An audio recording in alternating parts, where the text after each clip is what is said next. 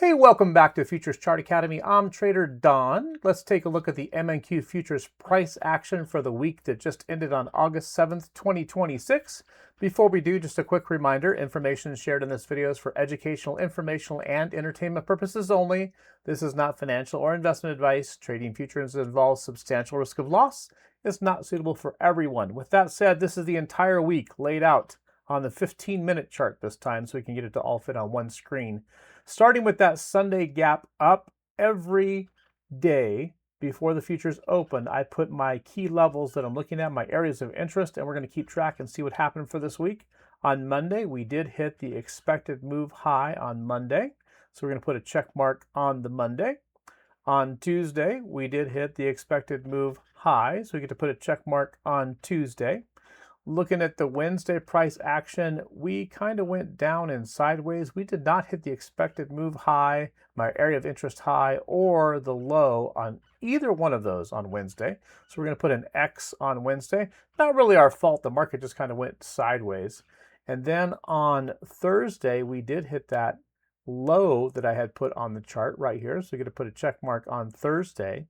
And then on Friday, pre-market and into the market, like all day long, we hit the Friday high of that 29790. Now, as a reminder, about 15 minutes before the futures market opens, I put all my key levels on the chart that I'm looking for the high and for the low for the day. Once we break out of my go box in a certain direction, that's kind of the area that I'm looking for. And that's exactly what happened on Friday as we broke out of the go box right here and then went up to the expected move key level high, the area of interest I was looking at right there at 29790.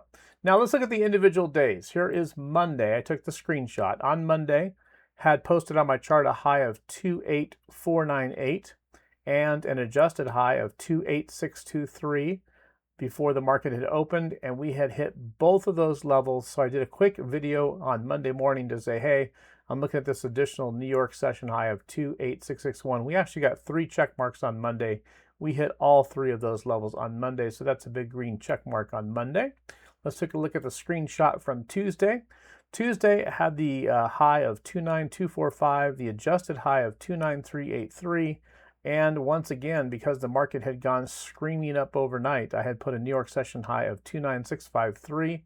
And all 3 of those levels hit on Tuesday, so you get to put a green check mark on there. Let's take a look at Wednesday. Remember I told you Wednesday we didn't hit anything. Kind of had a area of level interest of 30169 as a high and 29469 as a low on Wednesday. And this is the actual Wednesday session. I should have actually had a better chart here.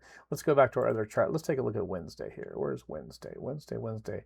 It's just kind of right here. If I zoom in on this chart right here, for Wednesday, I didn't show it, but we did not hit that higher low. So if we go back to the Wednesday chart, didn't have enough of the video saved, but we didn't hit the high or the low on Wednesday, so we get to put an X on the Wednesday.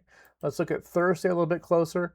Had a high of 29884. We had a low down here. It's kind of covered up, but I think it's like 29320 something.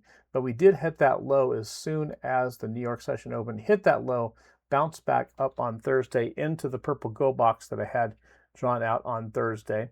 And then on Friday, of course, nice and easy pre-market hit when we had the jobs report come out for the 29790. Got the green check mark there, and we pretty much hit that level 1, 2, 3, 4, like 4 times. I think even at the end of the day, 4 times we had hit that level right there. So that's kind of what went on for the week. You can see, I'm going to zoom out one more time here. We got a green check mark on Monday, green check mark on Tuesday. Wednesday didn't hit any of the areas of interest that I had. Thursday hit the low, and Friday we hit the high. So 4 out of 5 is not too bad. Hey, let's take a look at next week, the economic calendar, what's coming up. On Monday, August 10th, there are no red letter events. So what that means is, from my experience, when the futures market opens up on Sunday afternoon / early evening, depending on where you're at, we're pretty much going to go in whatever direction the market goes once it's open for an hour or two.